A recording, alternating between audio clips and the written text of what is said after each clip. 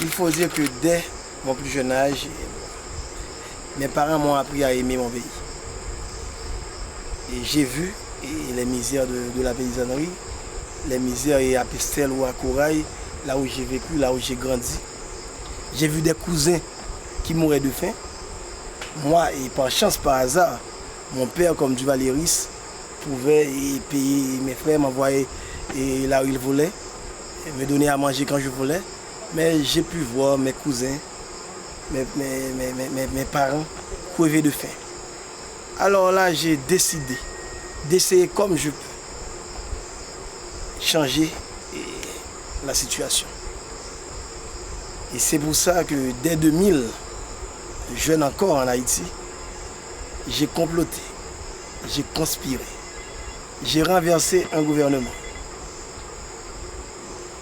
pensant aider mon pays et mon peuple. Mais malheureusement, ce n'est pas aussi facile. Mais heureusement, tout est possible. C'est pour ça qu'aujourd'hui, je suis candidat au Sénat. Pas seulement pour être sénateur de la République, sinon pour avoir une tribune où je veux parler aux jeunes Haïtiens, les conscientiser pour leur dire que, comme Tocqueville, les peuples ont les gouvernements qu'ils méritent. Tout peuple a le pays qu'il mérite. Je crois encore en ce qu'a dit M. Tocqueville, et c'est ça mon combat, c'est conscientiser les jeunes Haïtiens. Ils doivent savoir qu'on peut changer Haïti, et on changera Haïti.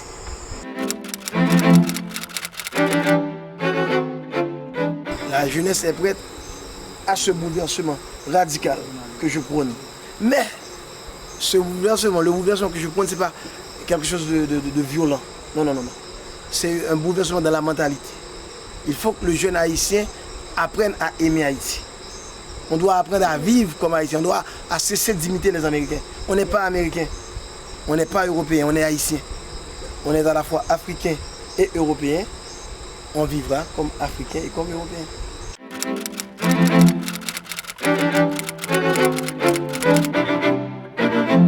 Pour nous autres, moi comme sénateur, mon plus grand combat, c'est électrifier la Grand'Anse.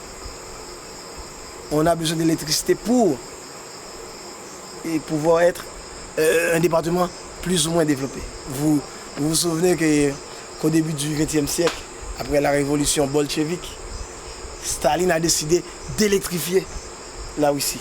Et la Russie est passée de l'époque féodale à une superpuissance grâce à l'électrification. Vous savez qu'en 2006, on avait atteint l'autosuffisance en tubercules ici, de la Grand'Anse.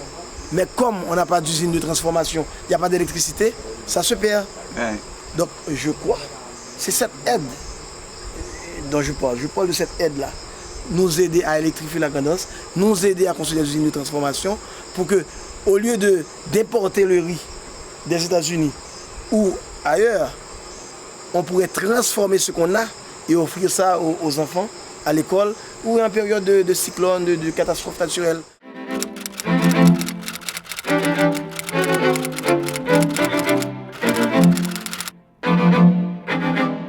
Nous devrions comprendre, nous autres Haïtiens, que l'aide internationale ne va pas nous aider à sortir de là où on est.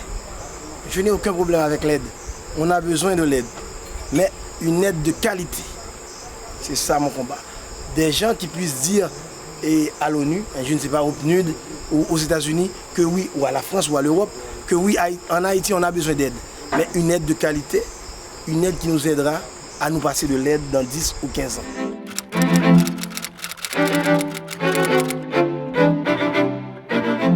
Je vous dis que oui, on a besoin d'une armée. Et on peut l'appeler comme on veut, une gendarmerie, mais on a besoin d'une force publique. Si maintenant des millions de touristes vont à Cuba, c'est parce que Cuba est stable. S'ils vont et en République dominicaine, c'est parce que la République dominicaine a plus de 100 000 militaires et civils armés confondus qui sont là pour protéger la stabilité du pays. Oui, nous avons besoin d'une armée, sinon on n'aurait pas la ministre ici. On a eu 2 forces d'intervention en moins de 20 ans. Donc ça montre qu'on a besoin d'une armée, d'une autre force et capable de maintenir la stabilité dans le pays. On aura notre armée, mais une armée au service de la nation, au service du développement. Donc c'est ça, on aura notre armée, ne vous en faites pas. S'il faut en parler aux États-Unis, au Canada, à la France, on le fera. Mais on doit avoir une armée responsable, pas une milice politique, pas une armée à la Pancho Villa.